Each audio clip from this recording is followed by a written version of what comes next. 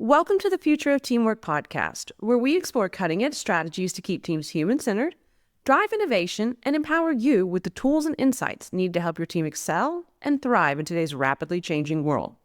Your host is Dane Groeneveld, a seasoned expert with over 20 years of experience enhancing team dynamics and innovation. Today, Dane is joined by Heather Conklin.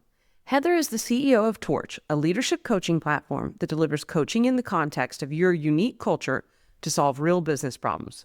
She brings over 15 years of experience and served as the COO of Torch for 2 years prior to taking on the CEO role. In this episode of The Future of Teamwork, Dane and Heather discuss how coaching can transform leadership at every level of an organization. Heather shares how organizations can foster cultures of trust, belonging, and continuous growth. They also examine how leaders can model vulnerability to strengthen teams and why balancing business results with people development is the key to long-term success. Heather also highlights how product managers serve as a model for leading by influence and how coaching can help leaders navigate uncertainty in today's workplace. Tune in to learn how coaching can empower both emerging and experienced leaders, how balancing results-driven leadership with people-centered growth fuels success, and finally, what AI's rise means for the future of leadership and teamwork. So, teamwork makes the dream work, and we're here to inspire your next collaborative breakthrough. Gather your team or put on your headphones, and let's dive in together.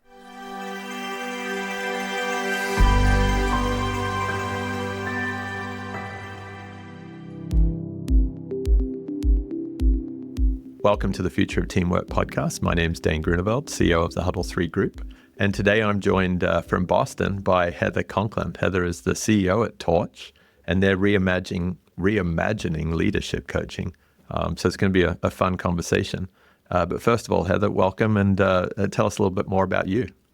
Yeah, thank you so much for having me. I'm really excited to do this with you. Let's see, about me.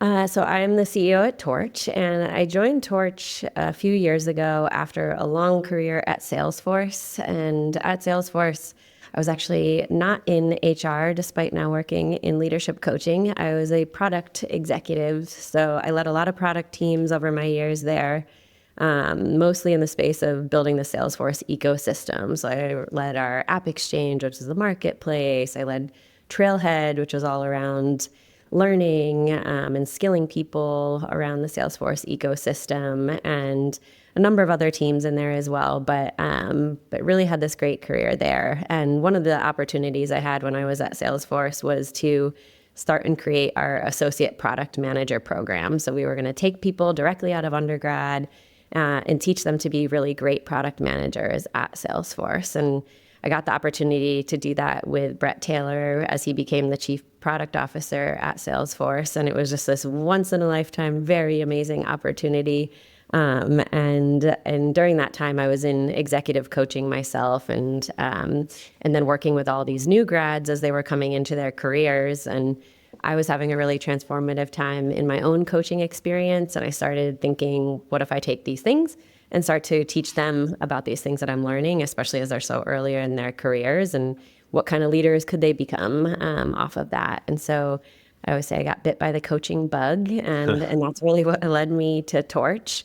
And I just, pretty randomly actually stumbled upon Torch. I was thinking about becoming a coach. I wasn't really sure what to do with the passion that I had, and found Torch. And I actually almost reached out to the founder on LinkedIn and said, hey, if you ever need someone like me, let me know. And I didn't do that day, but a few weeks later, a recruiting firm reached out to me about a confidential COO search, and it happened to be Torch, which was one of those interesting moments where I like to joke that I manifested this job for myself. But it was the perfect combination of my kind of hard skills and product experience in the past, and then the passion that I feel so strongly about.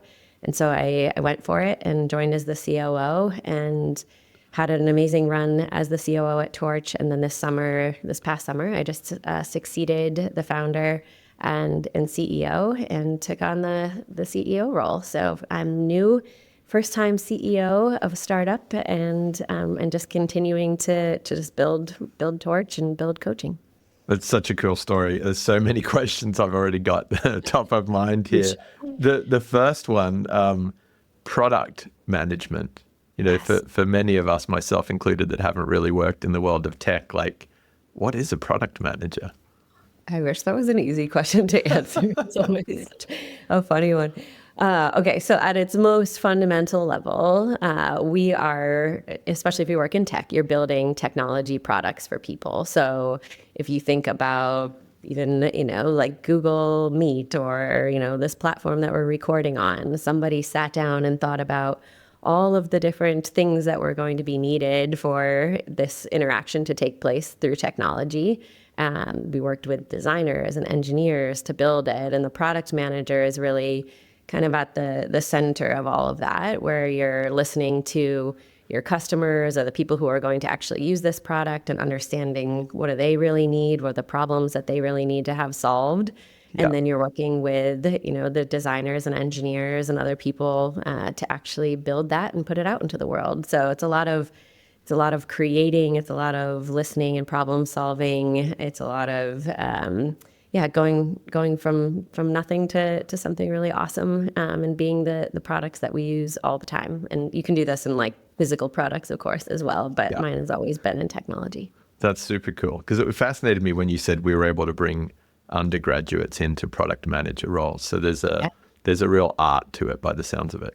Yeah, there is. And actually, I even fell into product management. I was in consulting prior to being at Salesforce, and I was building technology through Accenture's where I was working. And when I was deciding I was going to leave consulting, I was like, okay, what am I going to go do? A similar story, I guess, to the Torch entry, but I didn't know that product management was even a job that people had. I just stumbled upon a role description that had it, and I was like, oh, that's what I do. They just don't call it that in consulting, and so fell into it. But now it's much more commonplace. There's a lot of really great thought leadership out there about what it means to be a great product manager, and lots more. Like schools are actually teaching how to be a product manager now. That wasn't a thing when I was in school. So it's become more mainstream, and then these associate product manager programs are pretty prevalent, especially in big tech. Cool. Very cool. So tell me a little bit about, you said you got to work with Brett Taylor. So you're working with a great, emerging executive leader in the business, and you're building this whole new program at the total other end of the spectrum with entry-level talent. Like what's the kind of mission and challenge that you take on when you start building out that program? Yeah. Well, it started actually when he became the chief product officer as like a high potential employee. I got to meet with him and had 30 minutes of his time, and I went in there and I was like, I'm going to tell him like how I think we could be developing product differently at Salesforce. And it's kind of funny in retrospect because I think about that conversation and I'm like, where did I have the courage to just sit down and like say some of that stuff to him? Because I didn't know him. He wasn't the Brett Taylor that we know today, So it was like, but still, I'm always surprised that I had that conversation the way that I did. But the things I shared, I think it's like the, speaking truth to power sort of dynamic, where I think that, it was somebody who was telling him what was really going on, and he's an incredible listener. And he was like, I agree, I want to solve these problems also. And one of the ways that he wanted to do that was through an associate product manager program, because that's how he actually got started in his career at Google under Marissa Mayer, who led the very first APM program at Google. And so I kind of honestly flippantly was like, yeah, if you ever do that, let me know and I'll join you. And I think it was like a couple of days later, I got the email that was like, we're doing this. Cool. And so, yeah, but it was a lot about new ways of thinking and new ways of operating, and just doing that rather than going to everybody who is already working there doing things the way that they do. It's the infusion of new ideas and new talent from people who are coming straight out of school, and being able to have them kind of operate from many different parts in the organization and have a little bit more of like grassroots sort of change happening, rather than like a push down, we're going to all do things differently and here's all the new way we're going to work. Like it was really interesting because it's a rotational program. And so they actually move between different teams. And that became so fascinating because you got to see the different personalities of all these different teams, and they could go in and be able to share something that they did on a different team that worked really, really well on that other team that maybe this team hasn't, been introduced to or thought of. And so it is this like grassroots way of slowly like changing how we do things and how people are thinking, because they've got this fresh eyes, fresh, face there saying, well, why are you doing it that way? And it makes you, again, like step out and be like, oh, that's a different perspective. Or they're challenging some of the long held assumptions or ways that we've done things. And so it really has a very interesting effect on an org. Oh yeah. That sounds exciting, both from bringing new thoughts, new ways of thinking into an organization, but also it sounds like product management is essentially a lot of teaming, because you're working across multiple teams. Oh yeah. So having a junior person who doesn't have all of the answers, just kind of seeing and asking questions and sharing insights, it feels very like organic and energy producing. Yeah, it definitely is. Yeah. And product management is a lot of leading by influence. Like most product managers don't have, any formal like reporting authority over the people that they're working with. They are partnering with an engineering manager and an engineering team. They're partnering with a designer. They're partnering with someone else. And so you're the person who's out there, again, like you're kind of the synthesis point of all of the different like asks and ideas and things like that. And then in order to actually build the product and put it out into the world, you have to work with a lot of other people in order to get that done. And so you really have to be pretty skilled at working and teaming with other people in order to do this. That's unreal. And I loved your example of the 30-minute conversation with Brett, that sort of courage. And another good example of managing up in teams, often leaders don't really know what their teams want, and a lot of teams are afraid to say it. But if you give them an idea, they might have just had a really tough day and be like, absolutely, I want to do that. I'm calling Heather. Yes. And so many people are scared to do that. And actually with those associate product managers, that was a big thing that we stumbled upon with them was, they went out into these teams and they're the new person, both to their career and to the team and to product management. Like they don't, there was a lot of like imposter syndrome sort of effect happening there. And we always worked with them on just being courageous and thinking that there's so much more risk in holding your ideas or holding that feedback back than actually putting it out into the world. And so we worked really hard on a lot of what people call the soft side of everything with the APMs, but it wasn't the intent when we started it. We really were like, we're going to teach them how to be great product managers. So hard skills.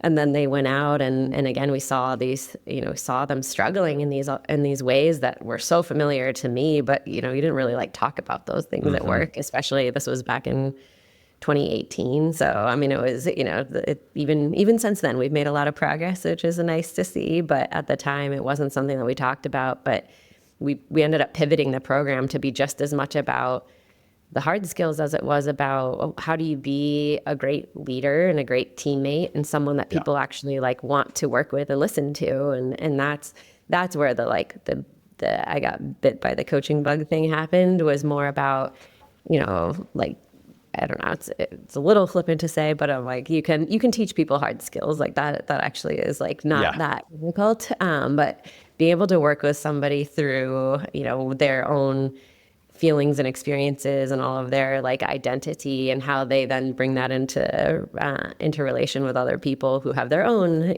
same stories and different stories, that becomes really interesting. Yeah. And that, just being able to support them on that journey was so just really impactful and very like profound experience. Like they, it was the support that they really needed at that point in their career, and being able to hear them talk about things like, of course they changed how they worked with people at work, but it had such a big impact on them and who they were and how they showed up in their lives. And that's when I was like, oh my God, like this sort of impact is just, it's, next level from any sort of like product that I've put out into the world or anything that I've individually done. Like just seeing that come through from the people was pretty eye-opening and total like perspective shift on how I think about leadership and developing teams. It's so rewarding when you do see that.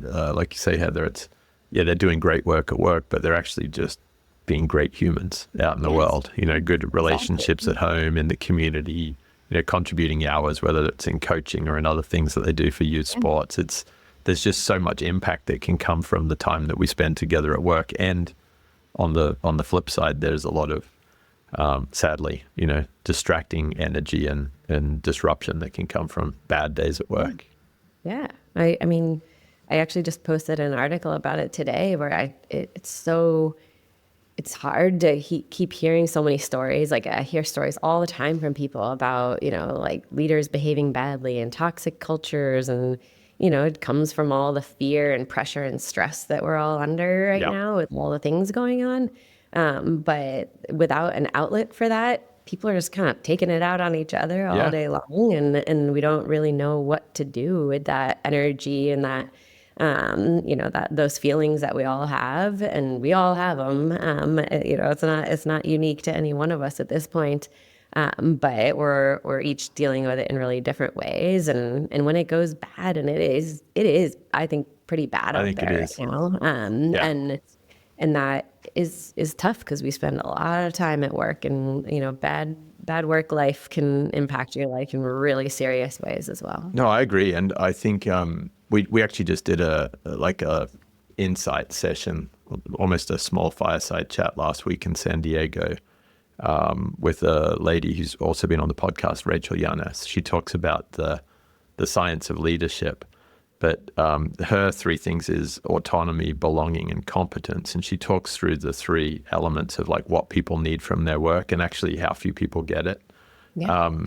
And without diving right into each one of those themes, the one that I really liked, and you and I were talking about it pre-show, is that if you role model good belonging in the workplace, because of the amount of time we spend here, just creating that time to actually ask and listen and be perceptive to people's feelings.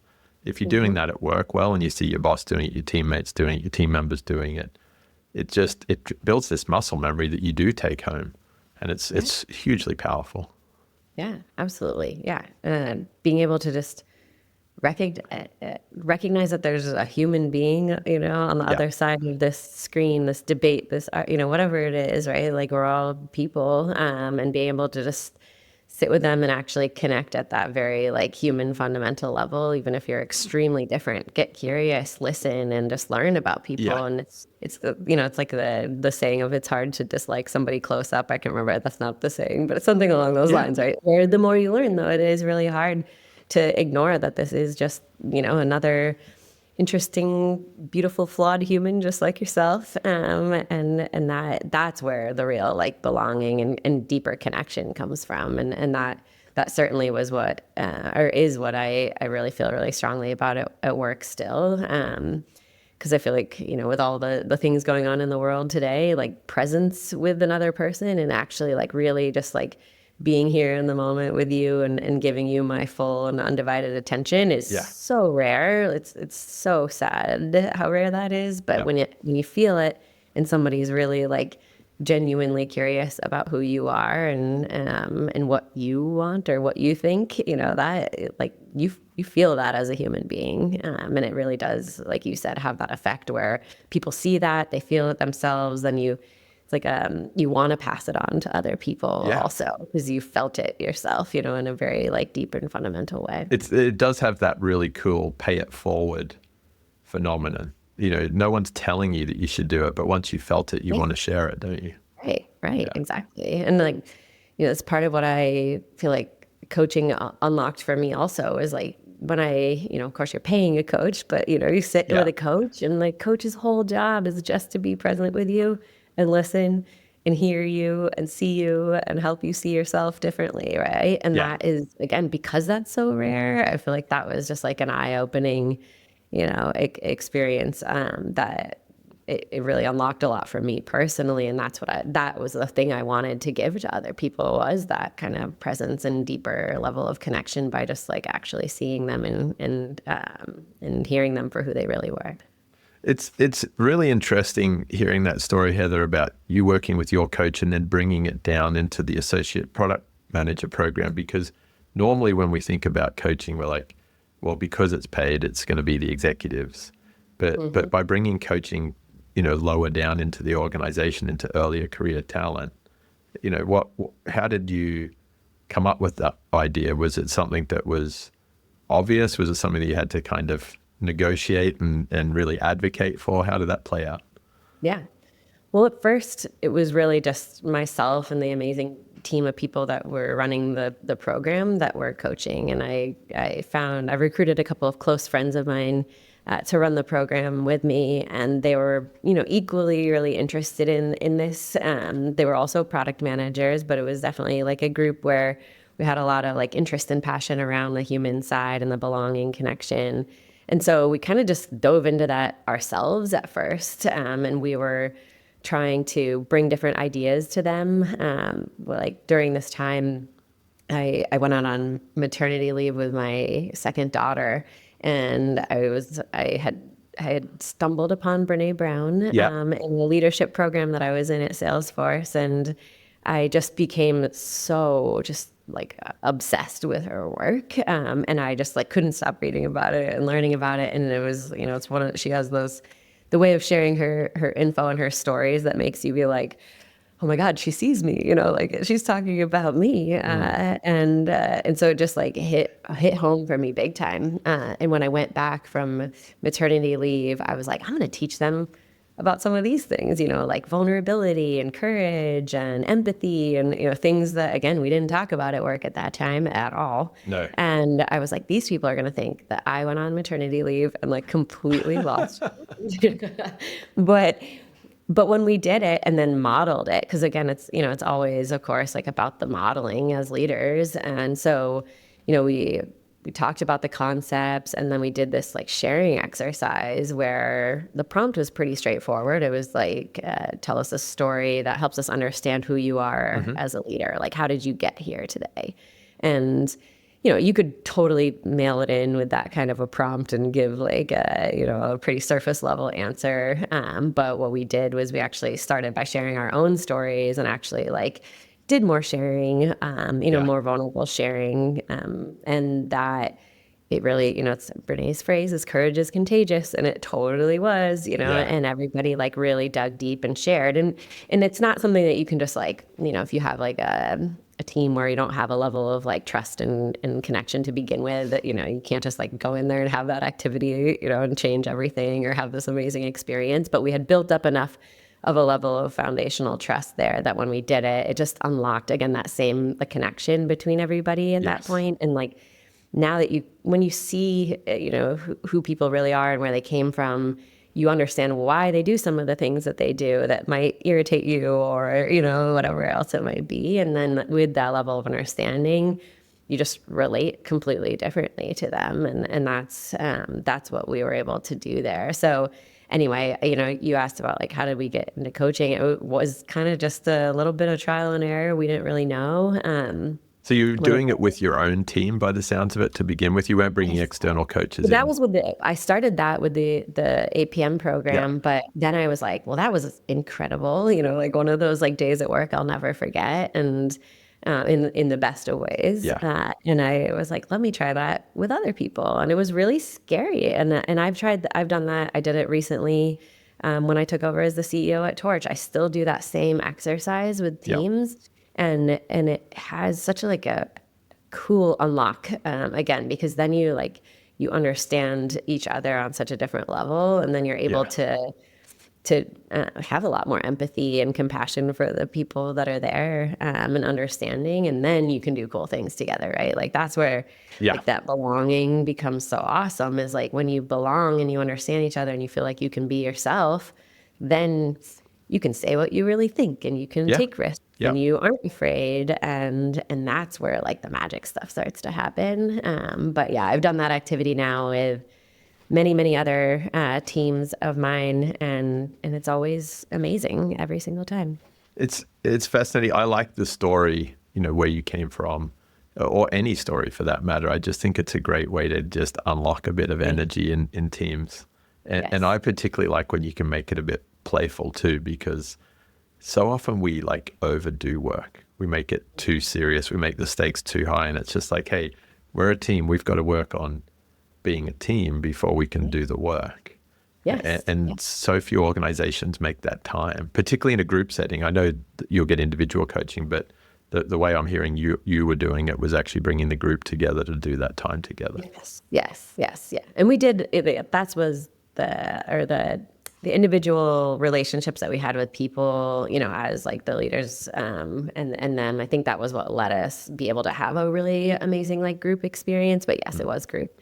But yeah, you can do it in both ways. It seems obvious, but it's like you have to work on the team in order to get the results and the performance that you want. Like the team, meaning like not just roles and responsibilities and like expectations and things, but like how are you actually like creating a dynamic with these people and relationships amongst each other in order to be able to do whatever it is that you're trying to do. But it's something where I feel like I just keep watching people make like what I keep calling a false choice between like performance and results and like supporting the actual human beings. And, we see it in really big ways, like huge return to office mandates and all these things that are going on. We see it in really small ways, but like you don't have to pick between those two things. And they actually, if you get the balance right and you can like hold the gray area in between those two extremes, like that's where you can really, like those two things feed each other, right? Like that's what you're saying is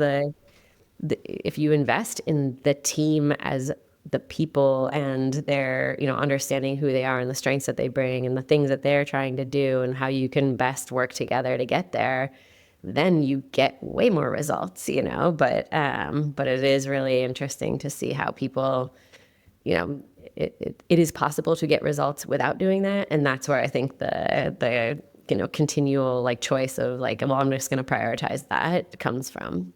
Yeah. It's funny. One of my coaches always said, hey, Dane, you really suck at working hard. And I went, what do you mean I work really hard? And he goes, that's the problem. He's like, sometimes you work hard through an issue rather than taking the time to just go and explore it with the team. And I was like, oh, you're so right. Things just got tough. So I locked myself in a room and knocked it out for 6 hours, where actually it would have been a far better growth opportunity, learning opportunity for the team to say, hey, this is what we're facing. Who's seeing something I'm not? Yeah. Same. I still feel like I'm going through that learning over and over again in waves in my career. But even right now, I'm totally there. And we have a smaller team and, limited time and we're trying to move quickly. And so sometimes I'm like, I'm doing everyone a gift by like going off into, my own like bubble and doing all this stuff. But like, you're not, but it feels like you're I think the intent is right, but the impact is not there when you do stuff like that. But it's so hard. It's such a tough like pattern to break, I think, in how we work. It is. And we've seen it, going back to your point earlier on modeling, the vulnerability and the empathy. We've seen the opposite for so long, that managers just come in and get it done. One of our guests called it dive bombing. She's like, the team doesn't know what happens when Heather or Dane walk in and just jump in and say, right, we're going to do this. Because they all thought that was their job, and all of a sudden the boss is coming in and doing it for them, and it just it breaks trust, it creates anxiety. Yeah.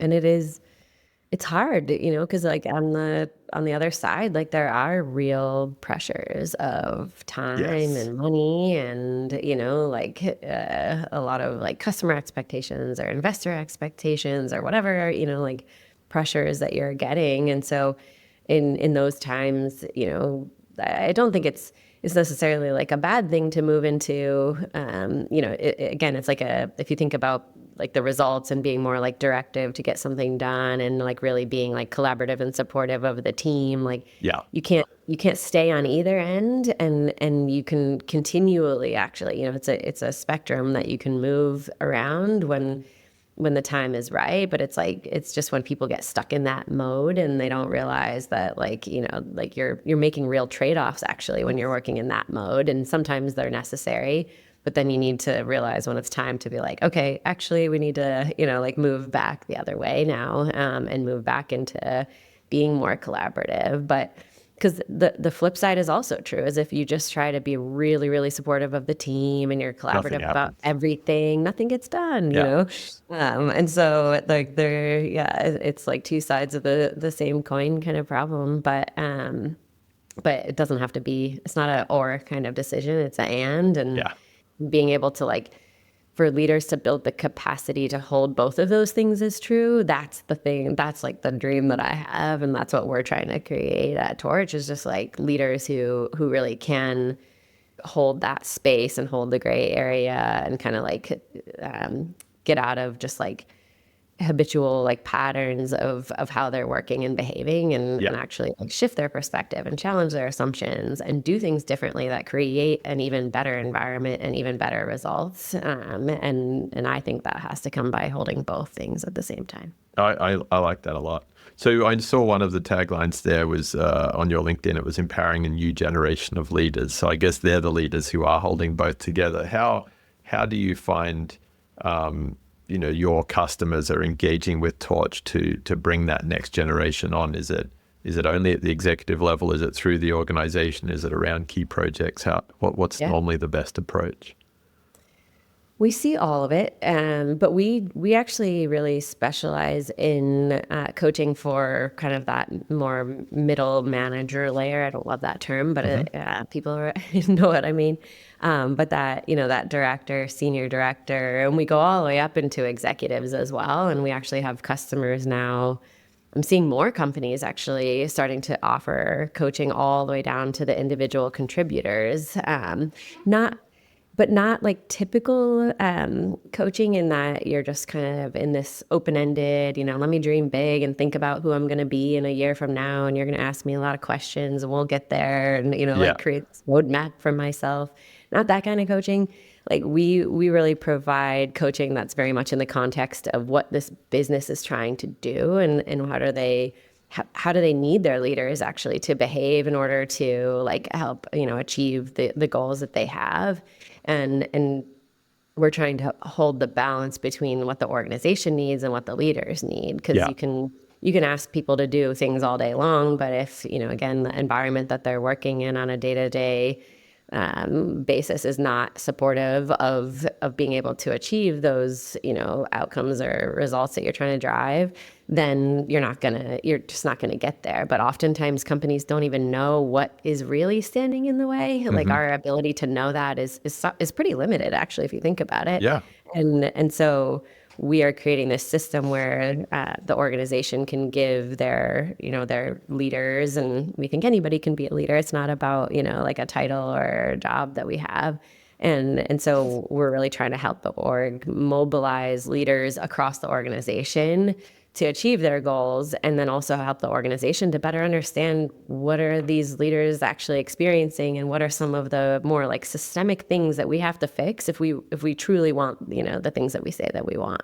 I like that framework. So it's more than just, like you say, the open-ended executive coaching. Are you using sort of assessments, 360-degree feedback, all woven into that approach? Yeah. We have 360-degree feedback as part of this. And then we also really believe in like getting other people involved in your coaching journey. Like coaching is often like a thing that, I think we were talking about it, you go off and you do it, and companies always call it a black box, where, the leader is off talking to a coach, and, the confidentiality and privacy of a coaching conversation is actually like absolutely paramount to its effectiveness and success. And at the same time, the company is paying for these people to have coaching. And so, they do want it to be somewhat, delivering whatever it is that they're trying to achieve. And so what we're trying to do is just help the coach actually understand, well, here's what's going on in the organization, and here's what great looks like for a leader in this organization. Yeah. And so you're not just kind of coaching someone in isolation, you're coaching them to be a great leader at that organization. But we're asking our coaches to be in the center of kind of marrying what the organization wants and what the leader needs, and being kind of a conduit between those two things. So we call it like a two-way feedback loop. So and that's where our coaches sit. all of our coaches are former leaders themselves. So we only Interesting. hire coaches who were leaders and had professional careers. And we think that makes them pretty uniquely suited to do that because they've been in these kinds of roles and positions before. And so they're not talking about it from like a theoretical place. Like, they're able to be more of like an active guide to say, okay, here's Yeah. what, org wants and here's what you need. And now let's figure out the right way for you personally to be, like fulfilled and successful and be able to achieve the things that you're trying to achieve here. I like the word active guide because you always hear that story of like coach versus consultant. And I know a lot of coaches don't come from the leadership or from the industry because they're very agnostic in their approach. Yes. And then you do get some that are very deep. And often the argument is when you get someone who already is deep in your network and industry that maybe they're telling you what to do and not helping you find your path. But active guides kind of feels like it's an appropriate balance of both. Yeah, exactly. Because I think that the way that we traditionally have thought about leadership coaching and asking questions and the answers are only in you, and I'm not gonna, offer any like pointers or advice or guidance, like especially for someone who is a coach who has been a leader before, that feels incredibly limiting to them because they're like, I have some things that I could share that could actually help you. And it's interesting because even in coaching in organizations, we hear a lot from the people in coaching, like, I need that. Like, that's what I actually really want and need, And so it can't be either or. It's always about holding both. This is true.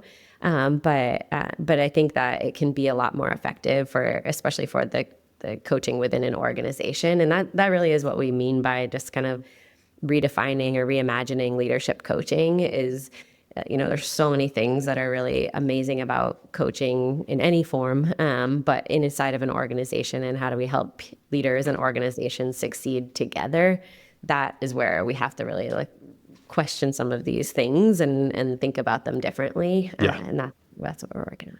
I like that. There's a book on systems leadership that a friend of mine, Ian McDonald, wrote. And he talks a lot about how you can easily get hung up in all of the structure and the systems of the business, but often you've got to come right back down to the task level and say, what's happening in the task that needs to happen for the business, and what can we learn about the person's capabilities and team's capabilities and the leader's role, and creating clarity around some of those more tactical elements actually frees up a lot of energy for the harder stuff later too.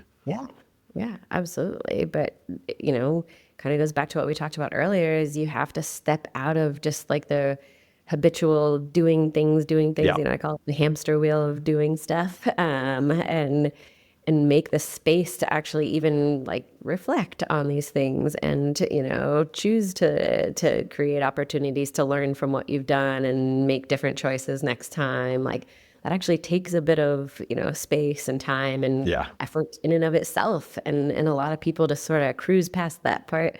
And I think that's where we miss like a huge opportunity to really, like all the buzzwords of transform and all these things, if you're not learning and making that space to do that reflection and again, make like more intentional choices about how you move forward, then you're just going to keep repeating the same old stuff. And you're not actually really kind of getting somewhere new together. But that's the kind of cool things that when teams make that space and do that work together, then you get that great lift.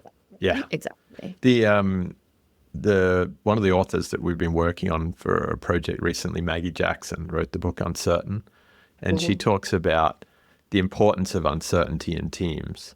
And it kind of ties into what we've talked a lot about today, in that teams traditionally like to work in a place of certainty because they get stressed when things are uncertain. But actually holding space for uncertainty and running lots of little kind of curious assessments or assumption tests and saying, well, what if it was this or what if it was that? It just creates a tolerance for the team and a connectivity for the team. And often they're going to find better ways to do things rather than just slogging through it in the hamster wheel. Exactly, 100%. And I mean, uncertainty is hard for teams and It's Yeah. hard. It's hard for people, right? And our Yeah. brains are meant to go to either or kind of choices and get ourselves to a place, like we assert a false level of certainty Yeah. when we're in uncertain times. And so we're just seeing like human nature playing out, but in real, at work and with teams. But I totally agree with you. And I think it's so important for more people to just understand that and then like, again, actively choose to do it differently. And it does take that more like active and intentional choice. Yeah. And it gives you a good, framework or soundbite or story to share. Like, I love sharing with my team members, hey, I'm working on this with my coach. Or one of the questions I have for myself about myself is this, what are Yes. you seeing? How might you be able to help me shine a light on that? Because it creates a lot of inclusion and participation in, not only the work that we're doing, but how can you shape me to be a better leader? How can we do 100%. better teamwork? Yeah. Yeah. But we've been, the model we've seen for leadership for many, many, many years Yeah. is like, I know it all. I have the answers, it's command and control. Like you listen to me. And so we've been taught that doing what you just said and revealing like, hey, I don't actually know the answers either, and we're going to figure it out together. Like that has been told to us as being something that's a negative for a leader. But in reality, it makes you way more authentic. People Yeah. trust you so much more, and it gives other people the permission to say those things too. And that's where then it kind of takes or it brings the team in as a whole to a whole different place. Yeah. But it has to be modeled from the leader. Otherwise, you might get pockets of it here and there, but the leader modeling that behavior is so powerful as far as like truly creating those behaviors that you really want and need from your teams in order to navigate this uncertainty together. Because Yeah. we're not going to be done with the uncertain times anytime No, soon. it's almost getting more uncertain every day. But with that kind of brings me to my last question for you, Heather. I know before the show we talked about, and we talked a lot through this conversation around human connection and, getting in and doing the work together to understand, who we're working with, what we're each capable of. As you think about sort of AI coming on in leaps and bounds, where do you see the role of coaching for shaping the spaces and the activities that allow us to, leverage the AI, but make sure that we're not overlooking all of that human connection? As a human, I have to believe that people are going to want to continue to be with humans and talk with humans and be seen by humans. I think life gets pretty lonely and empty without it. Yeah. And, we do see that with like the loneliness epidemic and all those things going on.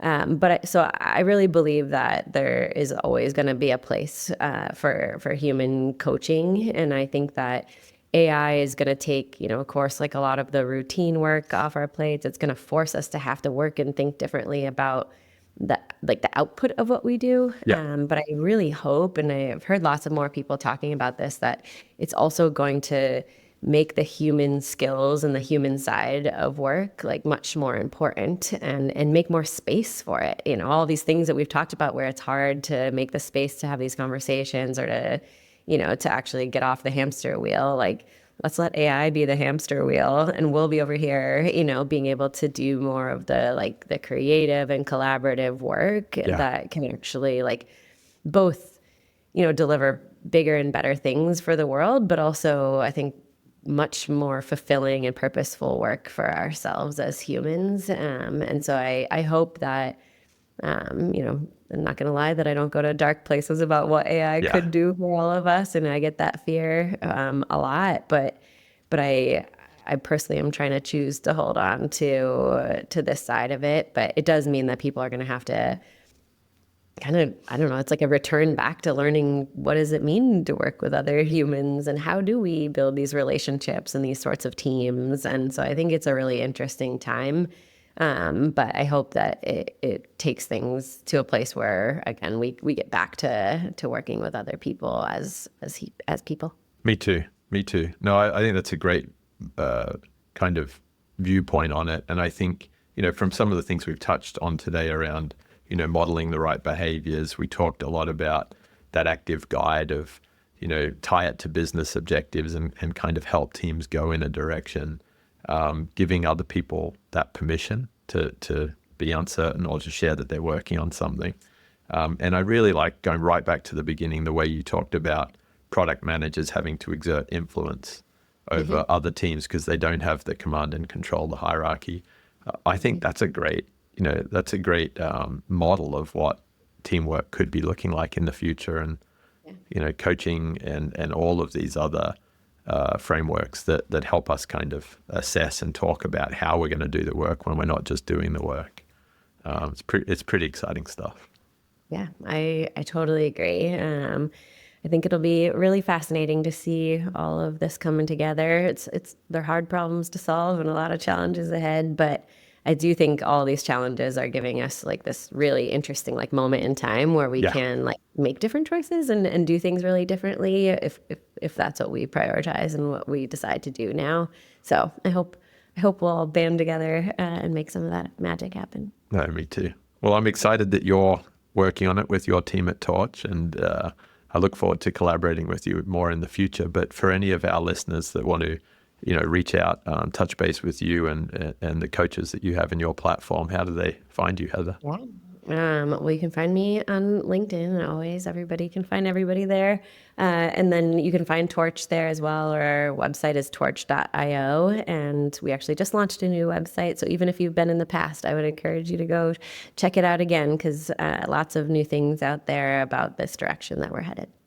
Well, that's great. Well, I look forward to diving into the website myself, and we'll talk soon. Thanks for your time today, Heather. Great. Thank you so much for having me.